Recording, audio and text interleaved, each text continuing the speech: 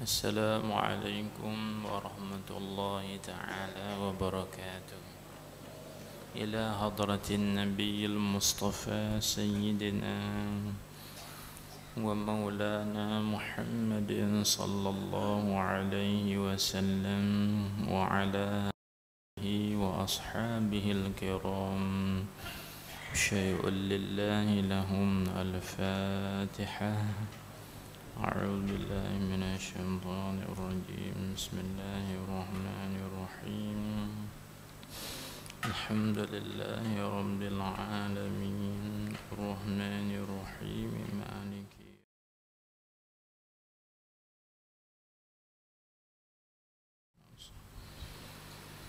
صراط الذين أنعمت عليهم غير المغضوب عليهم ولا الضالين. آمين.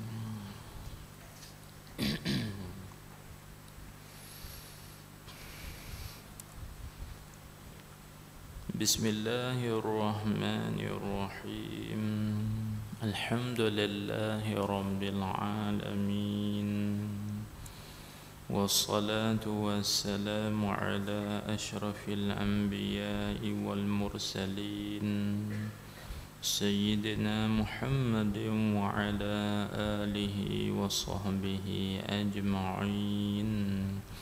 سبحانك لا علم لنا إلا ما علمتنا إنك أنت العليم الحكيم. رب اشرح لي صدري ويسر لي أمري واحلل عقدة من لساني يفقه قولي. اللهم صل وسلم وبارك على سيدنا محمد الفاتح لما أغلق والخاتم لما سبق ناصر الحق بالحق والهادي إلى صراطك المستقيم وعلى آله وصحبه حق قدره ومقداره العظيم. صلاة تفتح لنا بها أبواب الرضا والتيسير وتغلق بها عنا أبواب الشر والتعصير، وتكون لنا وليا ونصيرا. أنت ولينا ومولانا فنعم المولى ونعم النصير. اللهم افتح لنا قلوبنا في طلب العلم، وارزقنا الإخلاص فيه والعمل به والنشر به حتى يأتينا اليقين. اللهم افتح علينا فتوح العارفين وفقهنا في الدين وعلمنا التأويل، وآتنا بفضلك أفضل ما تؤتي عبادك الصالحين.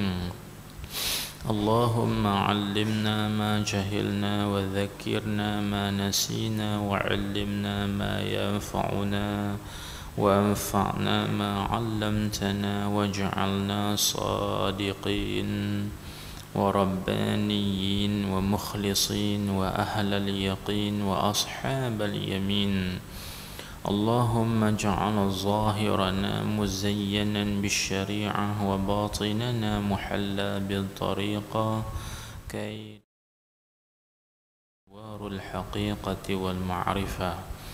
واجعل معاني شجرة لا إله إلا الله محمد رسول الله ثابتة راسخة فينا برحمتك يا أرحم الراحمين، وبجاه سيد الأنبياء والمرسلين. أما بعد، فقال الشيخ المؤلف رحمه الله تعالى ونفعنا بعلومه وبركاته في الدارين آمين يا رب العالمين. Kata musannif, penyusun dan juga pengarang kitab, sambung balik pengajian kita yang telah lalu, iaitu pada muka surah 4, 2 baris daripada bawah.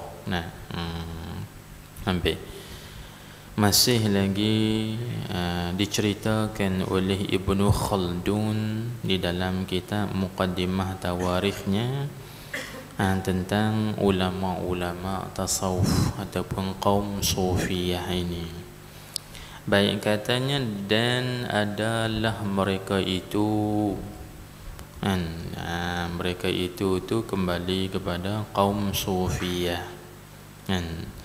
Artinya dan adalah mereka itu kaum sufiyah ataupun ulama-ulama tasawuf ni tuan-tuan, dia kata sangat-sangat mengamati dan jaga dan ingat dan memelihara segala waktu ibadah dan khidmat mereka itu kepada Tuhan mereka itu. Ini nak menceritakan juga di antara ahwal dan kelakuan-kelakuan ulama-ulama tasawuf itu, bagaimanakah kelakuan dan keadaan mereka. Keadaan mereka ialah mereka sangat mengamati. Itu bahasa lama, mana amat menitik berat, mengambil berat dalam satu perkara, prihatin di dalam satu perkara, dan juga mereka amat jaga dan ingat di dalam segala waktu, memelihara segala waktu ibadat dan khidmat mereka kepada Allah Subhanahu wa ta'ala. Sebab apa tuan-tuan? Sebab tasawuf dan begitu juga perjalanan ulama-ulama tasawuf, dan tasawuf itu sendiri adalah kesemuanya adab. Sebagaimana disebutkan oleh Syekh Zainuddin Al-Malibari rahimahullahu ta'ala di dalam kitabnya Matan Hidayatul Azkiya ila Tariqil Awliya, disebut sebagai inna tasawwufa kullahu lahwal adab. Sesungguhnya tasawuf itu, bahawasanya tasawuf itu kesemuanya adalah adab. Mereka menjaga adab. Maka adab itu ada beberapa perkara. Ada adab waktu, ada adab maqam dan juga ada adab hal. Baik, itu semuanya dicerita lebih panjang lebar di dalam kitab-kitab yang besar. Di antara kitab yang membincangkan tentang adab waktu, adab maqam dan juga adab hal ialah kitab Awariful Ma'arif bagi Imam As-Sahrawardi radhiyallahu anhu wa qaddasa sirrahu. Baik, maka berkata seorang ulama besar, iaitu Sayyidi Abul Abbas Al-Mursi radhiyallahu anhu, dan mengatakan bahawa awqat, orang panggil apa? Waktu itu dia panggil adab waktu. Waktu ini dia ada 4 perkara sahaja. La khamisalaha, tidak ada yang kelima bagi waktu. Adakala waktu itu tuan-tuan dia panggil waktu ni'mah. Maka apakah adab di dalam waktu ni'mat? Maka adab di dalam waktu nikmat tuan-tuan, iaitu kita kena syuhud mun'im. Kita kena syuhudul mun'im, kena syuhud ataupun kena pandang kepada Tuhan yang memberi nikmat tersebut. Supaya kita ini jadi abidul mun'im, hamba-hamba Tuhan yang memberi nikmat. Jangan kita jadi abidun ni'mah, dia panggil hamba-hamba nikmat. Dia beza hamba-hamba nikmat lain, hamba-hamba Tuhan yang memberi nikmat lain. Kan? Jadi hendaklah kita menjadi abidul mun'im, hamba-hamba Allah Subhanahu wa taala yang memberi nikmat kepada kita kesemua. Jadi bagaimana kita nak syuhud sekiranya kalau kita berada di dalam waktu nikmat, maka kita kena syuhudul mun'im. An wa ma min ni'matin in fa min Allah. Artinya apa yang kita kecapi, apa yang kita rasai daripada segala nikmat, maka iaitu kesemuanya daripada Allah Subhanahu wa taala. Secara umumnya tuan-tuan, nikmat ni kita ambil dua secara umum. Kalau nak bilang, nak hitung tak habis nak hitung. Tapi kita ambil secara umumnya, nikmat ni bila mana kita hidup di dalam dunia ini, maka tak lepas ataupun tidak terkeluar daripada dua nikmat ini. Nikmat yang pertama dia panggil nikmatul ijad. Nikmat Allah Subhanahu wa taala mengadakan kita. Dulunya kita tak ada. Lepas tu Allah Subhanahu wa taala menjadi dan menciptakan kita bagi ada. Jadi ada kita ini satu nikmat daripada Allah Subhanahu wa taala. Ini nikmat. Kita tengok secara umum. Dan yang kedua tuan-tuan, setelah daripada Allah Subhanahu wa taala mencipta dan juga mengadakan kita kesemuanya ini, maka Allah Subhanahu wa taala bantu kita lagi dengan nikmatnya, dia dipanggil dengan nikmatul imdad. Dua. Jadi kalau Tuhan tak bantu kita dengan nikmat imdad, kita tidak boleh hidup. Kan? Jadi semua yang kita kecapi, semua yang kita rasai di dalam dunia ini, semuanya minallah, datangnya daripada Allah Subhanahu wa taala. Sebab tu tuan-tuan, ahli sufi, ulama-ulama tasawuf, mereka senantiasa mengenang dan juga mengingati, menyebut Allah. Kan? Itu puncanya maksud yang kata sangat-sangat mengamati. Semua waktu-waktu mereka dipenuhkan dengan mengenang Allah, mengingati Allah Subhanahu wa taala. Hatta ada di antara mereka yang sampai kepada satu tahap dan juga kedudukan satu detik pun tak lupa pada Tuhan. Sehingga ada juga di antara mereka yang sanggup menghukumkan jadi murtad seandainya dan sekiranya kalau mereka lupa pada Allah Subhanahu wa taala pada satu detik ataupun satu lintasan. Sebagaimana berlaku kepada Sayyidul Usyaq ataupun juga disebut sebagai Sayyidul Ashiqin, ketua, penghulu bagi segala orang-orang yang asyik dengan Allah Subhanahu wa taala, iaitu Sayyidi Umar ibn al-Farid radhiyallahu anhu. Di dalam kata-katanya, di dalam bab ta'iyah dia disebut, walau khatarat li fi siwaka iradatun ala khatiri sahwan qadaitu biriddati. Walau khatarat li fi siwaka iradatun ala khatiri sahwan. Ada riwayat kata yauman.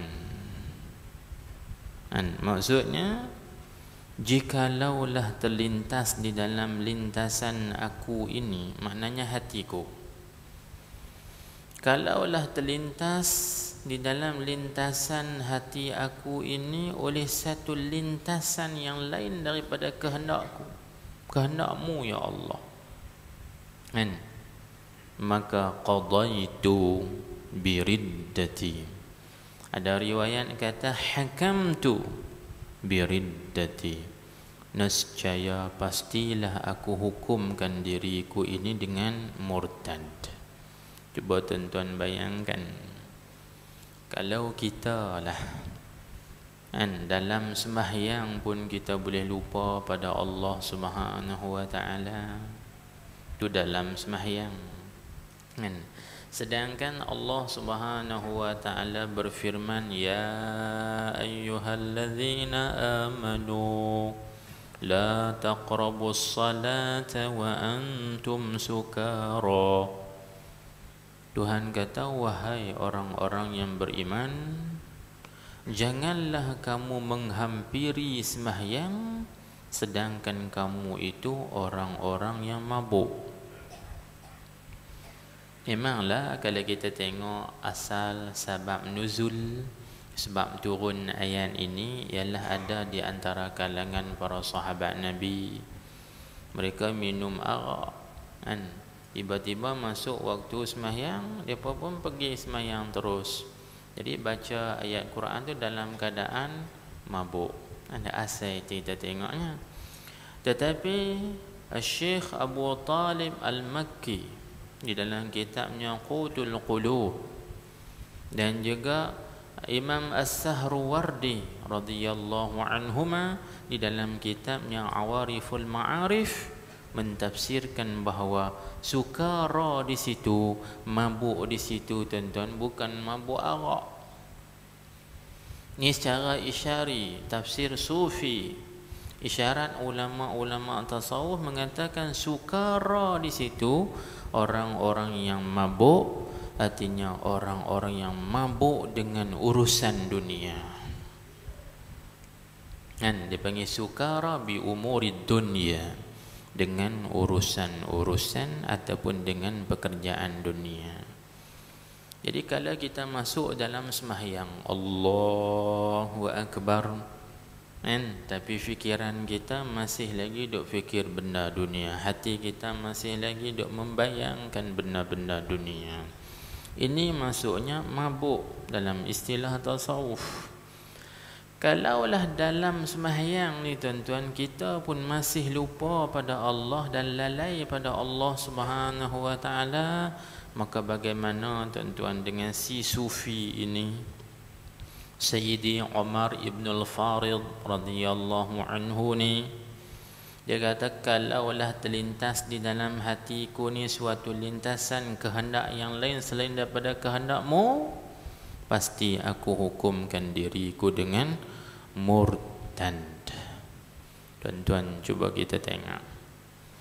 Di situlah kita dapat faham bahawa tiap-tiap detik, tiap-tiap masa, tiap-tiap ketika, golongan-golongan ahli sufi mereka sedikit pun tidak lalai daripada menyebut Allah, mengenang Allah Subhanahu wa ta'ala. Itu makna dia. Sikit pun tak lalai. Kerana apa? Kerana mereka sangat-sangat mengamati. Kerana mereka sangat-sangat mengamati dan jaga dan ingat, sedikit pun tidak lalai pada Allah Subhanahu wa ta'ala. Maka perbahasan mengenai murtad di situ tuan-tuan, itu ada perbahasan yang panjang. Jadi kita tak bahaskan di sini.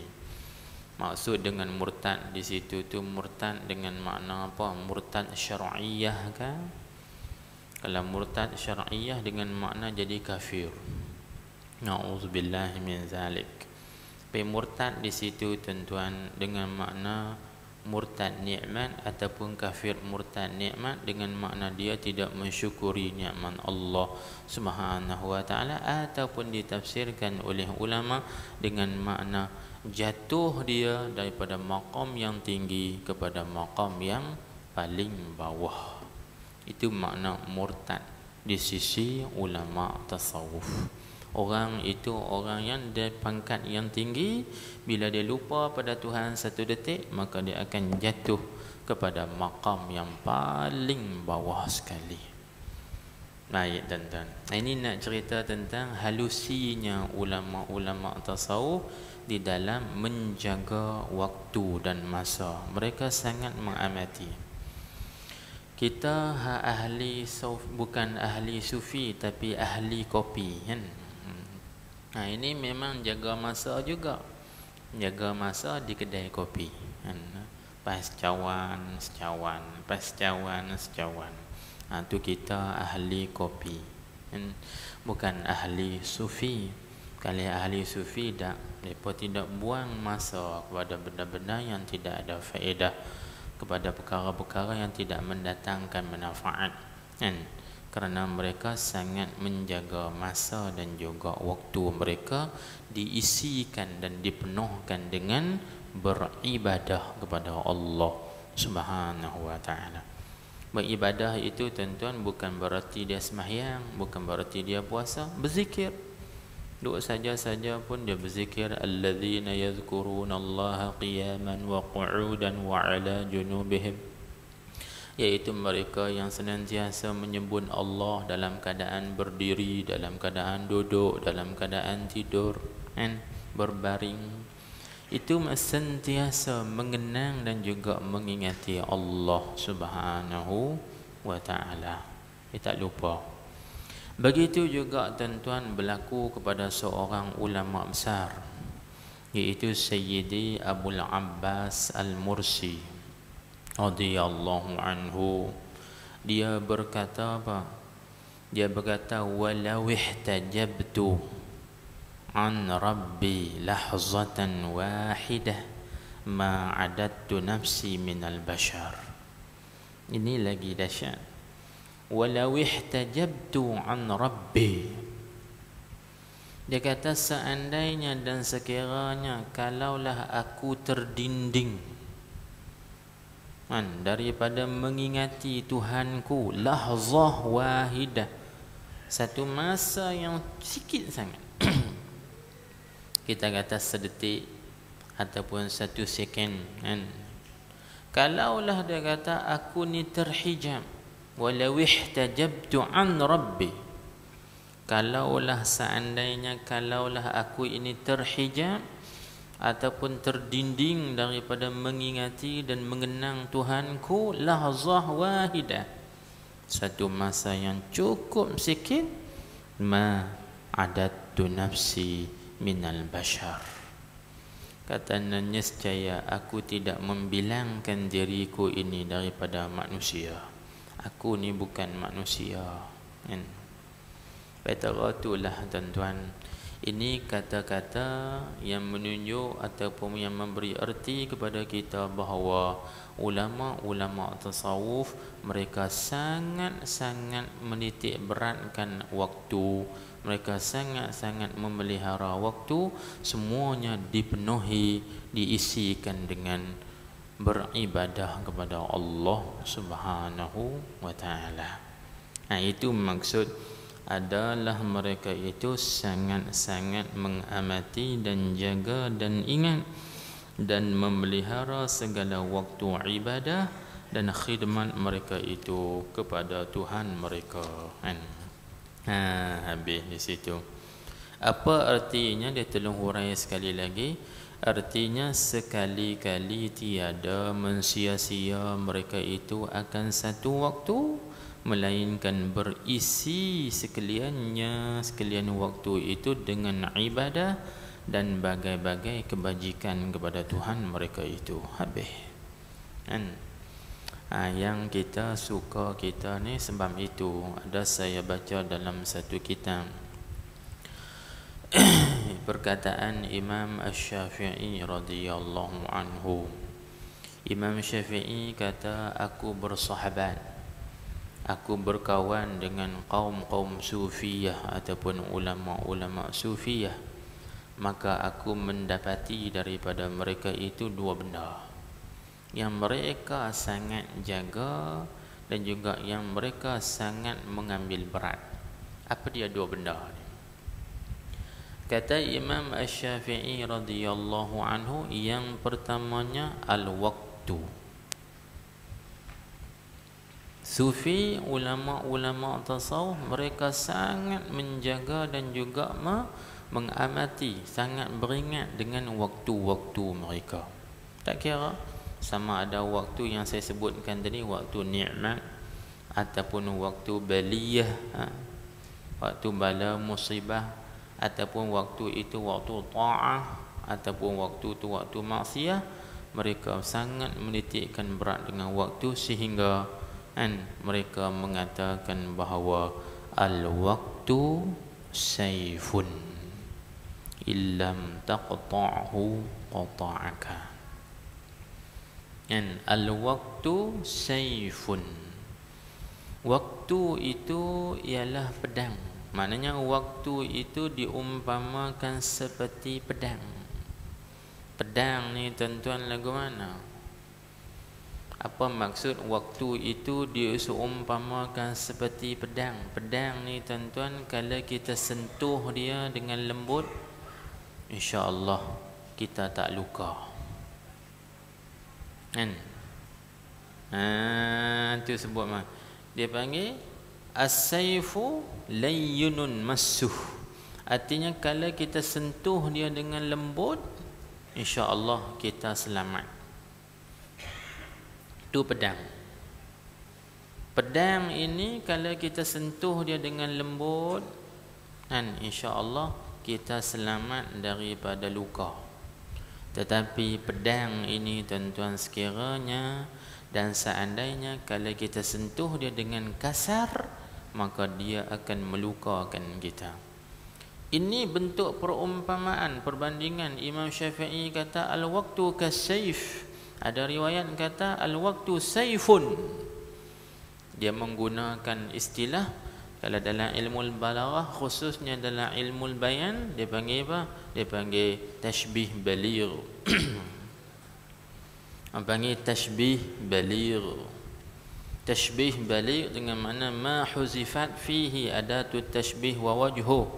Tashbih baligh hanya disebutkan musyabbah dengan musyabbah bih. Dia tidak sebut adat tashbih, dan juga dia tidak sebut orang panggil wajhus syabah. Disebut al-waktu sayfun, ay kas-sayf. Waktu itu tuan-tuan diumpamakan seperti pedang. Pada pihak apa? Pedang ni kalau kita sentuh dia dengan lembut, insya-Allah selamat. Kalau kita sentuh dia dengan kasar, maka dia akan melukakan kita. Macam tu juga tuan-tuan, waktu yang ada pada kita ini, kalau kita gunanya dengan sebaik-baiknya, selamat kita. Tetapi kalau waktu, kesempatan, peluang yang Allah Subhanahu wa taala berikan kepada kita, kita tidak ambil waktu tersebut, kesempatan tersebut, fursah tersebut, maka kesempatan itu tuan-tuan, waktu itu dia tidak akan berulang lagi. Sebab tu di dalam bahasa Arab menyebut amsin qad mat, hari kemarin tu dah mati. Maknanya dia tak akan berulang lagi. Masa yang lepas tak akan berulang lagi. Rugilah kita tuan-tuan sekiranya kalau kita punya waktu dan kita punya masa, kemudian masa dan waktu itu kita buang begitu sahaja. Rugi. Sebab itu Imam Syafi'i kata illam taqta'hu, kalaulah engkau tidak potong waktu itu, qata'aka, maka dia akan potong kamu. Dia tinggal kita tuan-tuan. Jadi di sini Imam Syafi'i menggambarkan bahawa ahwal ulama-ulama sufi ataupun ulama tasawuf, mereka sangat jaga waktu. Dia penuhkan isikan dan penuhkan waktu-waktu mereka dengan berbuat ibadat, berzikir, mengenang Allah Subhanahu wa taala. Satu, yang kedua, Imam Syafi'i kata selama mana aku berdamping ataupun bersahabat dengan sufiyah, dengan ulama-ulama tasawuf, dia kata maka aku dapat merumuskan satu perkataan, iaitu nafsu kamu. Nafsu kita ni tuan-tuan, jiwa kita ataupun diri kita, Di mana Imam Syafi'i kata nafsuka, kan? Illam tushghilha bit-ta'ah syagalatka, illam tushghilha bil-haq syagalatka bil-batil. Nafsumu itu, artinya diri kamu tu, kalaulah kamu tidak sibukkan dia dengan perkara-perkara yang benar, dengan perkara-perkara yang memberi manfaat dan faedah, syagalatka bil batil, maka nafsu kamu itu akan menyibukkan kamu dengan perkara-perkara yang sia-sia.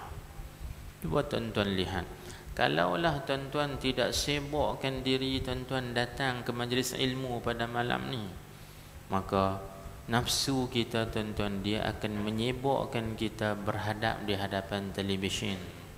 Nafsu kita akan menyibukkan kita, mengadapkan kita kepada benda-benda yang tak ada faedah, benda-benda yang tidak ada manfaat. Tetapi oleh kerana tuan-tuan dah telah menyibukkan diri tuan-tuan dengan datang ke majlis seumpama ini, maka selamat. Itu tuan-tuan. Jadi maknanya apa? Maknanya kita dapat faham daripada perkataan Imam Asy-Syafi'i radhiyallahu anhu itu juga bahawa golongan-golongan ulama-ulama tasawuf mereka menitik beratkan juga dengan diri mereka, iaitu mereka menyibukkan diri mereka dengan benda-benda yang berfaedah dan juga benda-benda yang bermanfaat. Ini golongan ulama-ulama tasawuf tuan-tuan. Ini baru dinamakan sufi safin. Orang panggil ahli sufi yang benar-benar bersih, kan? Tu situ. Sebab sufi ini tuan-tuan dia ada dua. Ada sufiyul sadiq, ada sufiyul kazib. Ada ahli sufi yang benar, ada juga ahli sufi yang bohong, kan? Kita tengok, sekali kita kata oh semua ahli sufi itu benar belaka, dah. Ada sufi yang benar, ada sufi yang tidak benar, kan? Maka kita bersahabat dengan golongan ahli sufi yang benar itu manfaat. Tapi kalau kita berkawan dengan ahli sufi yang tidak benar, itu memberi mudarat, kan? Lagu mana ahli sufi yang tidak benar, iaitu dia panggil ahli sufi yang jahil. Dia buat sufi tetapi dia jahil hukum-hukum syariat. Ini bahaya tuan-tuan, kan? Baik. Itu maksud daripada perkataan musannif tuan kitab ini. Lalu kita tengok lagi kata tuan kitab kita, dia kata kemudian, ini nak menceritakan tentang perkataan Ibnu Khaldun di dalam muqaddimah tarikh dia. Dia kata kemudian maka tak kala disurat orang akan segala ilmu dan didabit akan dia akan segala ilmu. Apa maksud? Maksudnya satu ketika dahulu ilmu ini tidak ditulis, kan? Ilmu fiqh tak ditulis, ilmu tauhid, ilmu tafsir, ilmu-ilmu apa pun belum lagi ditulis. Begitu juga dengan ilmu tasawuf belum lagi ditulis, kan?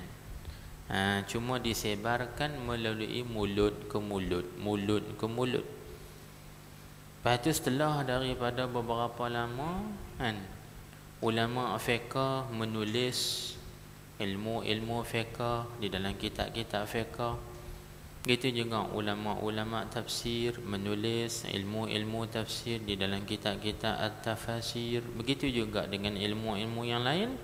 Maka demikianlah tuan-tuan, ulama-ulama tasawuf pun mereka menuliskan juga kaedah-kaedah ilmu tasawuf. Itu maksud.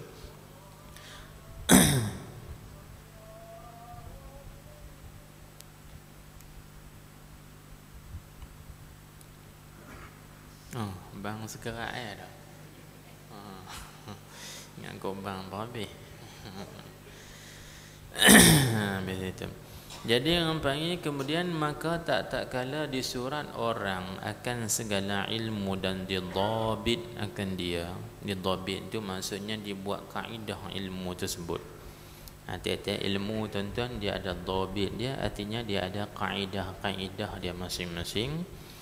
Maka mengaranglah oleh segala fuqaha, ulama-ulama fiqh dan usuliyun, orang panggil ulama-ulama usul fiqh. Mereka pun mengarang akan ilmu fiqh dan ilmu usul dan ilmu tafsir dan ilmu hadis.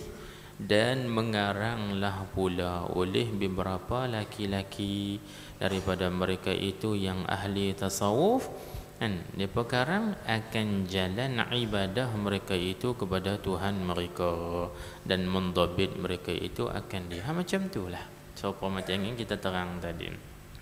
Bila ulama fiqh mereka mengarangkan kitab-kitab fiqh dan juga kaedah-kaedah, begitu juga dengan ulama-ulama yang lain, maka tidak ketinggalanlah juga tuan-tuan, ulama-ulama tasawuf pun juga mengarangkan kitab-kitab tasawuf dan juga menerangkan tentang kaedah-kaedah tasawuf.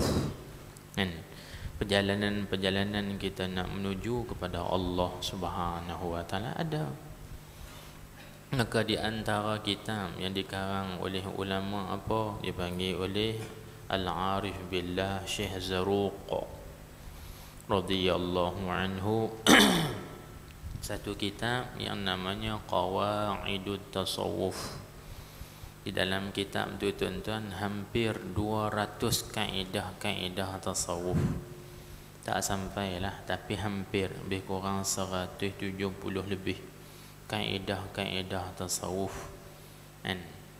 Maka di antara kaedahnya tuan-tuan, ni kita tengok sekali lagi. Maka tiap-tiap benda yang menyalahi bagi kaedah-kaedah tasawuf itu bukan tasawuf. Itu bukan tasawuf. Mungkin kita boleh panggil tasawuf. Tersangkut. Nak berjalan mengikut tasawuf tapi tak kena dengan kaedah tasawuf, jadi tasawuf. Tasawuf tersangkut. Pasal tak ikut kaedah hak betul-betul. Dia nak jadi tasawuf ahli sufi betul, dia kena ikut kaedah dia bagi betul-betul, baru jadi ahli sufi. Kalau tak ikut kaedah dia tak jadi. Itu orang panggil sufian saja. Sebab jangan jadi-jadian saja. Bukan ahli sufi yang sebenarnya. Baik.